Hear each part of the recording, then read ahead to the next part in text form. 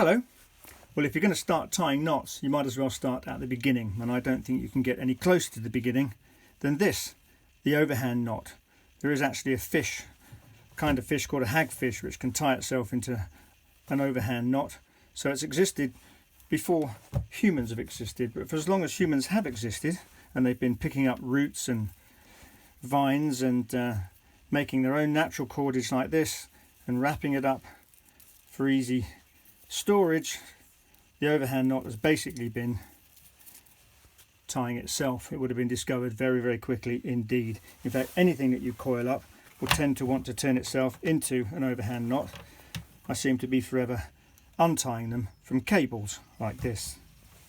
So let's have a look at how you tie an overhand knot. It's very simple. You make a loop, you take the end through the loop and pull it tight. An overhand knot. Look at that again.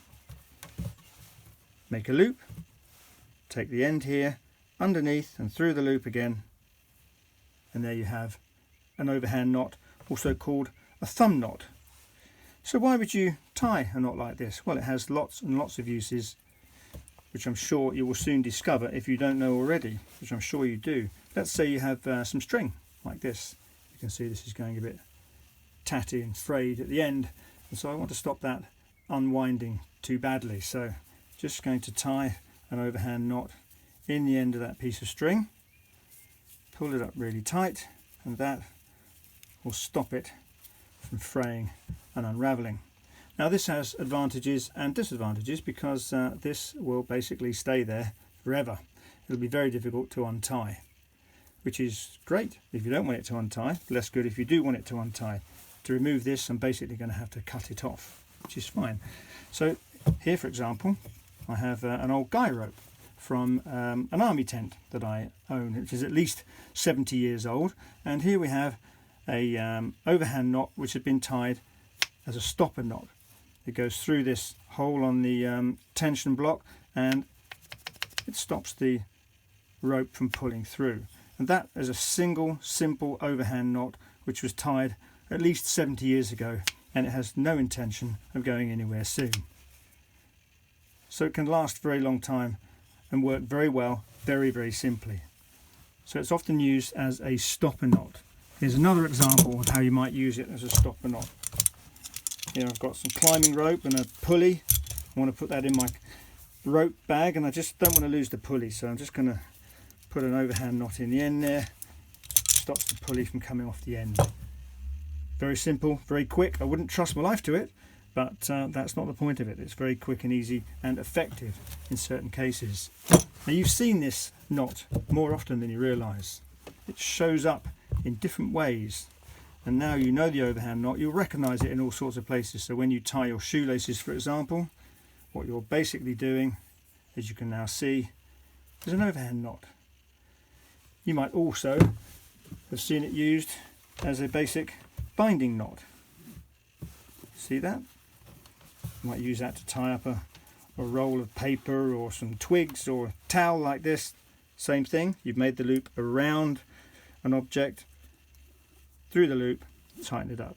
And that's perhaps how you've used it to tie a parcel in the past. Now the overhand knot doesn't just have to be tied once, like this. You can take this working end, as they call it, through the loop again, and you end up with a double overhand knot, which, as you can see, is quite an attractive little knot. And as you start to learn more knots, you'll realise that they're really very elegant things. So how might you use this?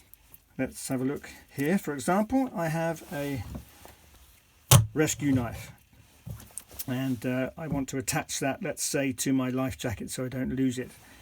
I want to do that very quickly but effectively, so I'm just going to take the end of the lanyard through that hole, and I'm going to tie a double overhand knot. Just dress that up, as we say. There's our double overhand knot, and that acts as a stopper, securely attaching the knife to the lanyard so I won't lose it And you can do that really as many times as you like. Let's have a look at that. So you can tie your single overhand knot, take it through again, and it's a double overhand knot. Take it through again, and it is a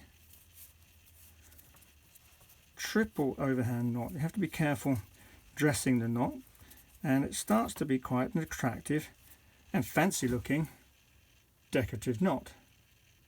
So here, for example, I've used this on a coat of mine.